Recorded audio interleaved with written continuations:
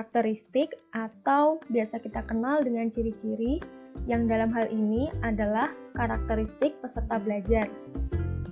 Diartikan sebagai aspek-aspek atau kualitas yang dimiliki oleh seseorang individu.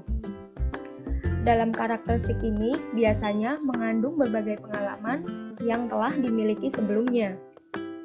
Bagian-bagian dari pengalaman tersebut nantinya akan berpengaruh pada proses pembelajaran, yaitu terkait dengan keefektifannya.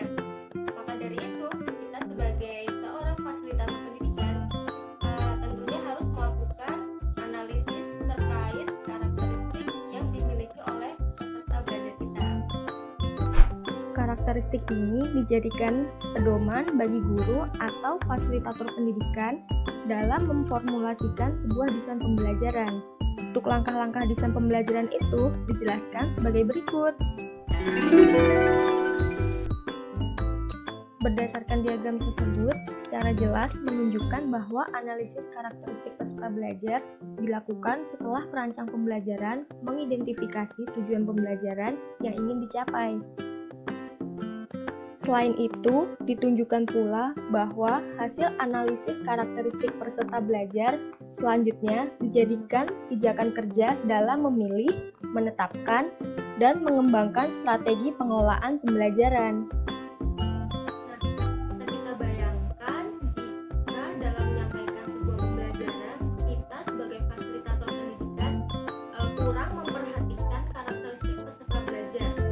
Tentunya hal itu akan menyebabkan peserta belajar mengalami kesulitan dalam memahami pembelajaran, merasa bosan, jenuh, dan kadang bahkan merasa tertekan dalam menjalani sebuah pembelajaran itu. Nah, hal-hal tersebut biasanya akan memicu peserta belajar untuk melakukan tindakan-tindakan di luar kendali kita, misalnya mengganggu temannya yang lain, atau dia akan sibuk sendiri mencari zona nyamannya dalam belajar itu. Selanjutnya, ada beberapa ragam karakteristik peserta belajar yang akan kita bahas pada kesempatan kali ini. Ragam karakteristik peserta belajar di sini terdiri dari kecerdasan, pengetahuan awal, gaya kognitif, gaya belajar, motivasi, serta sosial budaya siswa atau peserta belajar. Kecerdasan dapat kita artikan sebagai daya pikir atau kekuatan mental seseorang dalam memecahkan suatu masalah atau menghasilkan sesuatu. Kemampuan ini akan berbeda-beda pada setiap orang. Kecerdasan akan mengalami perkembangan sesuai bertambahnya usia dan pengalaman seseorang, sehingga kecerdasan setiap orang akan berbeda-beda pula secara kualitatif. Setiap anak memiliki perbedaan kecenderungan dalam perkembangan kecerdasannya, maka guru perlu menggunakan strategi umum maupun khusus dalam pembelajaran untuk mengembangkan seluruh kecerdasan siswa secara optimal. Untuk melakukan hal ini, perkembangan kecerdasan dapat dilakukan dengan teknik konseling sebaya atau tutor sebaya. Caranya, guru menyeleksi siapakah yang memiliki keunggulan dalam bidang tertentu. Siswa yang memiliki keunggulan di bidang matematika misalnya diminta membimbing teman-temannya yang kurang dalam matematika. Demikian juga untuk bidang-bidang kecerdasan yang lain. Pembimbing di dalam kelompok dapat bergantian tergantung pada kecerdasan apa yang akan dikembangkan. Misalnya, saya akan menjadi pembimbing untuk kecerdasan dalam berbicara, tetapi saya akan dibimbing oleh teman lainnya dalam kecerdasan musik, dan seterusnya. Pengetahuan awal adalah pemahaman, pengalaman, pengetahuan prerequisite, segala sesuatu sebagai prior knowledge yang telah dimiliki siswa dan disimpan tersusun secara hierarkis sebagai experiential database di dalam diri siswa tersebut. Informasi tentang pengetahuan atau kemampuan awal yang sudah dimiliki siswa amat diperlukan guru sebagai pijakan dalam mengorganisasi dan menyampaikan materi pelajaran. Apabila guru mengajarkan materi pelajaran yang sudah dipahami siswa, tentu pembelajaran tidak efektif, tidak efisien, dan kurang memiliki daya tarik. Siswa akan merasa bosan atau jenuh, sehingga suasana belajar menjadi terganggu. Sebaliknya, jika guru mengajarkan materi pelajaran di luar atau lebih tinggi dari kemampuan siswa, atau siswa belum menguasai pengetahuan prasyaratnya, maka siswa akan menjadi bingung, stres, dan sulit memahami materi pembelajaran. Selanjutnya adalah gaya kognitif. Gaya kognitif dapat diartikan sebagai cara seseorang untuk memperoleh, memproses atau mengolah, dan mengungkapkan kembali informasi-informasi yang diperolehnya melalui reaksi terhadap informasi yang didapatkannya. Gaya kognitif ini digunakan untuk mengembangkan strategi pembelajaran, membangun teori-teori tentang bagaimana mengembangkan dan memproduksi bahan ajar atau media ajar. Gaya belajar. Ada 3 macam gaya belajar, yaitu visual, auditory, dan kinestetik. Pada dasarnya, setiap individu memiliki ketiga jenis ragam gaya belajar tersebut. Namun, dalam diri seorang itu hanya ada beberapa yang paling mencolok atau yang paling dominan. Lalu bagaimana mengatasi permasalahan jika dalam sebuah kelas terdapat beragam macam siswa dengan beragam pula gaya belajarnya? Disitulah peran penting kita sebagai fasilitator pendidikan, khususnya pada bagian pengembangan media pembelajaran, sangat diperlukan. Jadi, dalam sebuah pembelajaran, media-media yang kita gunakan dalam pembelajaran tersebut harus mencakup ketiga gaya belajar.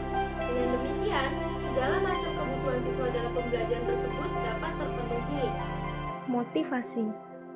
Lingkungan belajar yang dirancang dengan tepat merupakan alat yang baik untuk memotivasi siswa dalam mengaplikasikan pengetahuan, bekerja secara kooperatif, dan mempersepsikan keterkaitan di antara materi-materi pelajaran.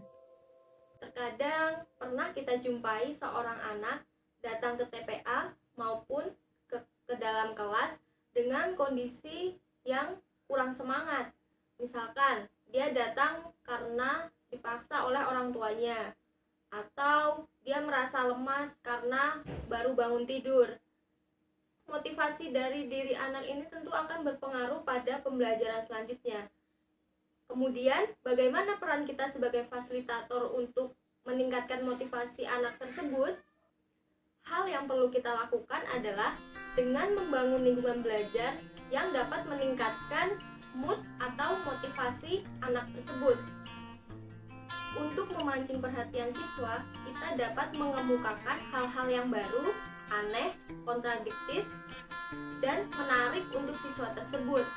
Ada beragam metode yang dapat kita gunakan, seperti contoh dengan menggunakan humor, bercerita, membahas tentang peristiwa-peristiwa yang baru saja terjadi, atau dengan memberikan pertanyaan-pertanyaan kepada siswa yang pada intinya kita memberikan perhatian atas kondisi dirinya. Dengan demikian, siswa tersebut akan merasa lebih diperhatikan dan lebih diakui keberadaannya. Tidak misalkan siswa datang-datang langsung diberi tugas atau langsung diberi pertanyaan tapi pertanyaannya berupa soal, dan itu malah akan membuat siswa lebih motivasinya turun dan merasa stres, bimbang, dan tidak ingin melanjutkan pembelajarannya.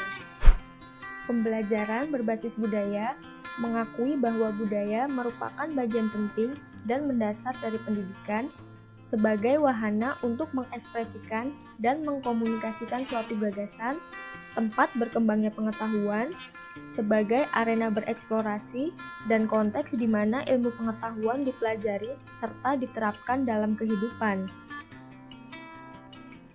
Strategi penyampaian pembelajaran dapat diawali dari suatu wujud budaya untuk dikaji siswa dari berbagai aspek, seperti fungsi, manfaat, kepercayaan yang terkandung di dalamnya, dan lain sebagainya. Siswa-siswa lain diberi kesempatan untuk menyoroti, menambahkan, bertanya, atau meninjau dari aspek-aspek lainnya. Baik, kita telah membicarakan mengenai karakteristik peserta belajar. Dalam sebuah pembelajaran, baik itu pembelajaran di sekolah maupun di sebuah TPA, kita sebagai guru ataupun pengajar dituntut untuk menjadi seorang guru yang proaktif. Untuk menjadi seorang guru yang proaktif ini sebenarnya ada hal yang cukup mudah yang dapat kita lakukan. Karena pada dasarnya kita adalah anak-anak, maka kita perlu mencoba untuk berpikir layaknya anak-anak. Dengan kita berpikir demikian, tentu kita akan merasa lebih paham dengan apa yang akan dirasakan oleh anak tersebut jika mengikuti pembelajaran yang kita laksanakan.